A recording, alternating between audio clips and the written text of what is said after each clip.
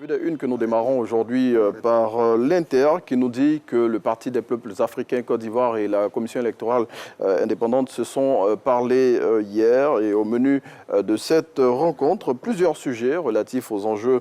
électoraux et surtout la question de la réinscription de l'ex-président Laurent Gbagbo sur la liste électorale. Et selon le confrère, au sortir de cette rencontre qui s'est faite à la demande du PPACI, les deux parties se sont dit satisfaites.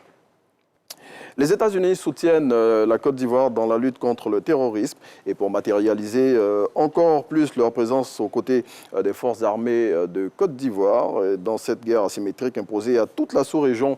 par les terroristes, la première puissance mondiale a offert du matériel militaire à notre pays hier, selon l'expression. Entre 209 000 et 288 000, c'est le nombre d'avortements pratiqués en Côte d'Ivoire chaque année selon l'hebdomadaire L'Arc-en-Ciel qui a fait une enquête sur le sujet.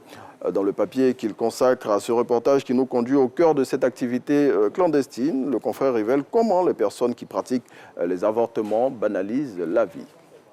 Et puis le sursaut à sa une de ce jour s'intéresse à l'affaire Agbé Stéphane dit Apouchou National. Selon le confrère, les autorités judiciaires qui ont bien fait de s'en saisir doivent aller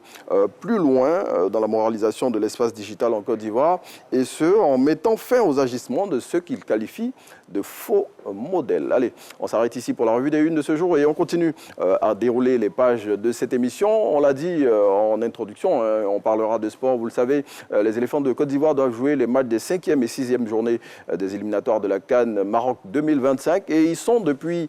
quelques jours, sinon depuis hier, en